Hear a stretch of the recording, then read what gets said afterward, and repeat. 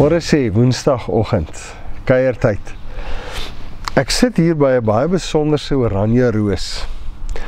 Ons het 'n roosplaas hier naby ons wat 'n kweekhuis is.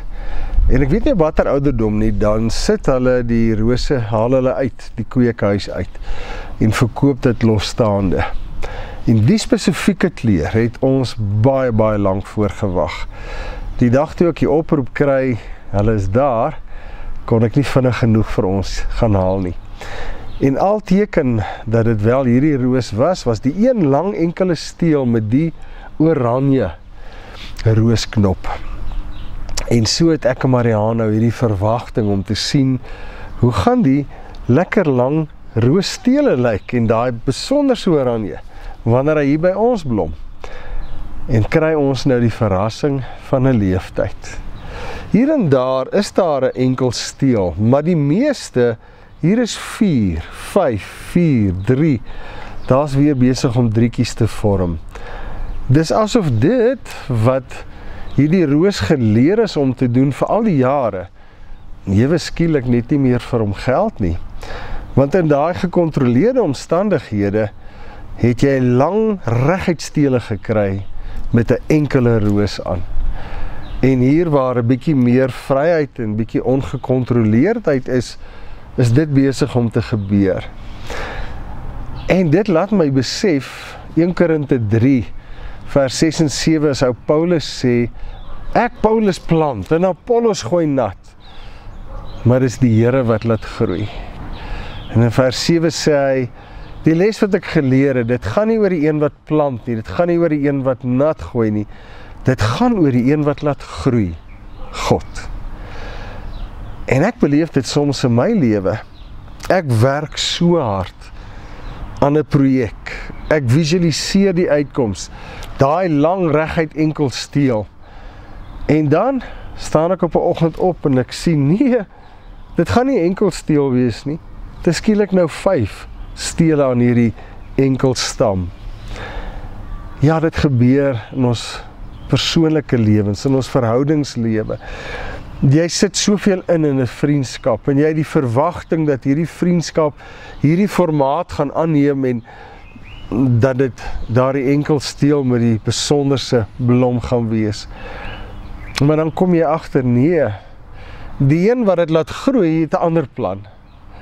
Ek kan my plan en my visualisering hê, maar op die einde is dit die een wat die groei bewerkstellig, wat die uitkoms bepaal. Dit is soms moeilik, want daar's baie terreine van ons lewens wat ons regtig waar 100% gee. En dan is die uitkoms iets totaal anders as wat ons voorgewerk het of verwag het. En dis 'n moeilike begrip om te bemeester. Ek bly die een wat saai. Ek is betrokke daar by die begin, by die initiële van wat ek ook al mee besig is. Maar die tot wasdom kom, die groei en die blom, die vrug, is nie in my hand nie. En dis moeilik om te aanvaar, en dis soms pynlik. Maar dis die les wat hierdie roosboom vir my geleer het, en al wat ek kan doen is terugstaan en net sê, wow, is dit nie mooi wat God doen, dat hy hierdie enkel stam kan gebruik, en ons bederf met 5, 4, 3 knoppe daaraan, en nie net die een wat in die kweekhuis so mildelik gedra het nie. Here, dankie dat ons skoonheid in ons lê, waar niemand behalwe U dit kan sien nie. En Here, dat U in ons lewens so in beheer is. Ons is dagliks besig, Here, om te stoei en te plant en nat te maak. Maar Here, U is die een wat die groei bewerkstellig. En ons kan maar net terugstaan en sê, Here, U het my weer verras. Dankie. Amen. Uitdaging vir die week, stap bietjie in jou tuin rond en soek ietsie wat dalk nie soos die normale moet lyk nie.